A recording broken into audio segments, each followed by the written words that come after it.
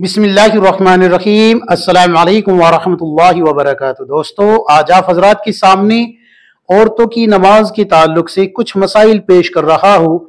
बहुत सारी खवातीन हैं जिन्होंने पूछा है कि मुफ्ती साहब, अगर कोई औरत बैठकर फर्ज नमाज पढ़ ले तो क्या उसकी नमाज हो गई, वो अनजानेपन में पढ़ी हो या जानबूझ के पढ़ी हो या कोई शरई उज़र की वजह से पढ़ी हो, तो क्या उसकी वो नमाजें हो गई या उसको वो नमाजें लौटानी होगी? शरीयत क्या कहती है इन तमाम मसाइल के बारे में? तो देखिए, तमाम मसाइल आपको मसाइल नमाज खोल के देखिए, उसमें मिल जाएंगे। इसी तरीके से इमदादुल फतावा खोल के देखिए, उसमें मिल जाएंगे। फतावा शामी खोल के देखिए, उसमें भी आपको ये तमाम मसाइल मिल जाएंगे। सबसे पहले मैं आपको कुछ उसूली बात बता देता हूँ। अगर किसी औरत को डिस्क प्रॉब्लम हो, रीढ़ की हड्डी उसकी बढ़ गई हो या खिसक गई हो अपनी जगह से, और डॉक्टर ने उसको रुकू करने से मना कर दिया हो, तो अब उसके लिए बिल्कुल जायज है कि वो शुरू से ही जमीन पर बैठकर नमाज पढ़ ले, उसकी नमाज दुरुस्त हो जाएगी।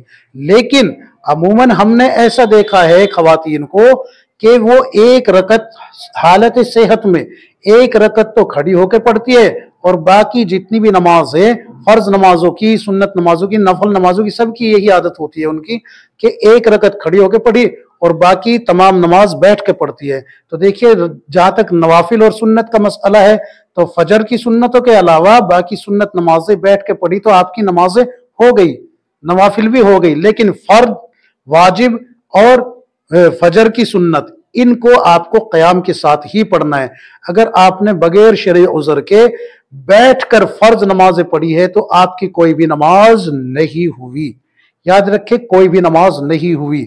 अगर आपको घुटनों में दर्द था, डॉक्टर ने कह दिया था कि रुकू करेगी या खड़ी होगी तो तकलीफ होगी, या तकलीफ बढ़ जाने का खतरा था, या तकलीफ में यानी कि ठीक होने में वक्त लग जाने का खतरा था, तो इन तमाम शक्लों में आप जो है बैठ के नमाज पढ़ सकती थी।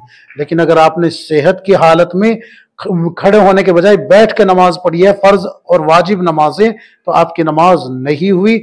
आपको अब वो तमाम नमाजें लौटानी होगी। हवाले में पढ़ चुका हूं। एक बात और बता देता हूं, अगर कोई हामिला औरत हो, हामिला औरत, और उसको डॉक्टरों ने रुकू करने से मना कर दिया हो कि रुकू नहीं करना है, इससे हमल जाया हो सकता है, या फिर जो है ज्यादा देर खड़ा रहना मुनासिब उसकी सेहत के लिए नुकसानदेह हो, तो उसके लिए भी शुरू से ही बैठकर नमाज पढ़ना बिल्कुल दुरुस्त है।